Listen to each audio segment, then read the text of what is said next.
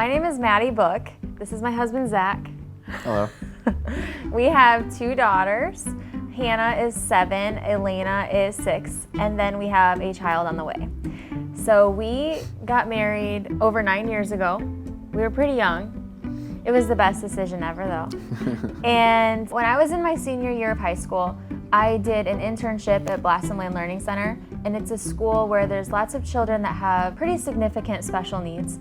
And it was there after just working one day that I decided I wanted to be a nurse. I went to Bethel College, well now it's Bethel University, and I received my nursing degree there. Zachary and I got married at 20 years old, and then we, a year later, started our family.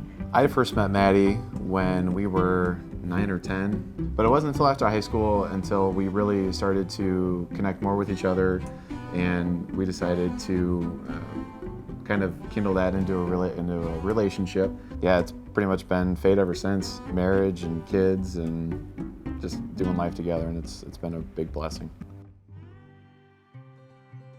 So when we first got pregnant with my oldest, Hannah, everything was fine in the pregnancy. You know, we did the basic genetic testing, and then it wasn't until she was like maybe 3 months old that we started noticing this abnormal eye movement. And we noticed like her eyes kept doing this type of movement. And it was called ocular motor apraxia, but it led to an MRI when she was just over a year old. And the MRI confirmed that she had a condition called macrocerebellum. And that's where the cerebellum is larger than, you know, what would be considered typical. We started to look for the root of what caused the macrocerebellum, but we couldn't figure it out. And some of the other cases, you know, they had other conditions, but we couldn't figure out what the other condition was with Hannah. So when Elena was born, our second daughter, we had a good sense of direction with Hannah at that time because we had a team of doctors established at Hopkins. They were phenomenal. One of the doctors there, he invested so much in our family. We talked often. We had done all the genetic testing before she was born.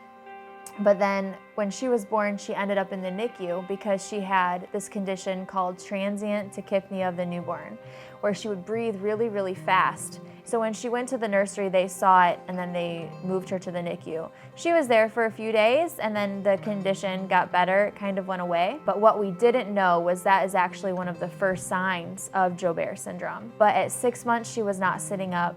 At 9 months, she wasn't sitting up. At 11 months, I was begging the doctor for an MRI. Up to that time, I was told that she was a lazy baby and that she had a sister that did everything for her. And so that's why an MRI, they didn't want to do one. But once I switched doctors at 11 months, we got an MRI. I remember them calling me the day that the results came in. And the doctor thought everything was fine. And here we are at a new doctor and we're getting this MRI and we have to come in for these results. I mean, Hannah, she had macrocerebellum and they didn't even call us to come in that day. So I was thinking, this has got to be really serious. I just remember looking at Zach and it was one of those moments where we really didn't say anything, but the room was so loud. So the doctor told us that our daughter had a condition called Joubert syndrome. And there were different genes of this syndrome and we didn't know which one it was, but it does have a high risk for kidney disease and liver disease. And there have been children that have lost their life to those diseases. As soon as the doctor said that, everything else she said after that just went out the window. Because you think, I'm gonna lose my daughter, right? As a nurse, I felt very defeated because I didn't understand what Joubert syndrome was or macrocerebellum was until my daughters had them. You know, we were just living in this time of many unknowns. You know, what's causing this for Hannah? Is this child going to have the same thing? I can give my daughter the best medical care. I can try and pay for the best doctors, but at the end of the day, what I found out was I'm really not in control here. And so the easiest thing for me to do would be to, you know, just kind of look past it all, right? Like she's my girl, she's my daughter. I love her so much. She's completely fine. You know, as a dad, you want to give your daughter the world. For most fathers, that's a pony, but for me, it's been medical care. Mattie and I always had a good foundation on God and Jesus. and what he's done in our lives. That was always there, but it wasn't as obvious in those times. And I think that it was super easy to just blame him. Looking back now, you know, he was always there. With that, we made a therapy room downstairs. I bought we bought a kid's treadmill with a harness that would help Elena, which would help her learn to walk, along with a few different strengthening things that we received from Kennedy Krieger Institute. We accepted and really kind of went all in on that to be the best special needs parents we can be. In September of 2019, I was now staying home full time. So I'm a stay-at-home mom, and I was getting up one day, and I just remember my girls came charging into my room, and they said, "Mom, can we watch TV? Can we watch TV?" And they do this every day. But this particular day, they came in, they left, they went down and watched TV. It was a good day. And God met with me in that moment. And he had said the words, "What if you ran to my throne first thing in the morning, like your girls run to you? What if you asked me what was next? What if my throne was the first stop of your day?" And then he said the words, "Go write this down for the women in Holland." And I knew exactly what that meant. So I actually read this book called Crash the Chatterbox. And it's by Pastor Stephen Furtick. I love it. It's one of my favorite books. In that book is a poem about what it's like to be a special needs parent. And basically the poem says, when you become a mom, it's like planning a trip to Italy. You know, you get the guidebooks, you learn the language, you're excited to get there, you get on the plane, and the plane lands, and the flight attendant says, "Welcome to Holland." And you're like, "No, I'm supposed to be in Italy." And the flight attendant says, "No, we're in Holland, and this is where you must stay." It will never be Italy, and you'll always grieve the loss of never making it to Italy. But if you spend your whole life grieving the loss of never making it to Italy, you'll never enjoy the simple life of Holland. And once I read that, it was just, it was an incredible experience because I was reading it in a book about identity and finding your true identity. And so to have something in that book for a special needs parent, it was a gift. And I didn't know that just a few years later, God would actually call me to write a book to the women in this place called Holland.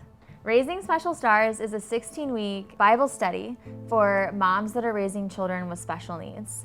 It started as a devotional, and when I sent it in, our publishers told us that it was actually a Bible study, which makes it one of, if not the first, Bible study for moms raising children with special needs.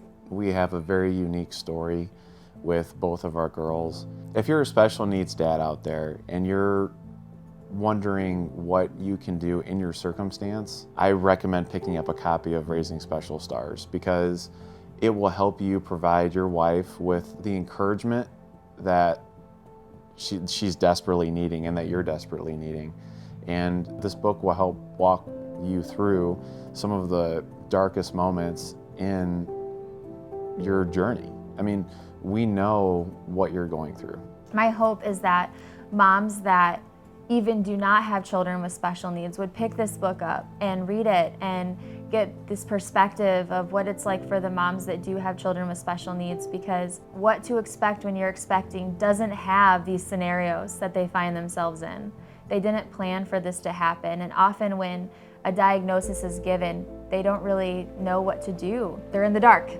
And so my hope is that even women that do not have children with special needs would find a copy and read it and learn how to be there and pray for women that do have these journeys. And he graciously reminded me of the star that shined the night that Jesus was born. And it was set apart, and not everyone saw the way that it shined differently, but it did lead a few to the King.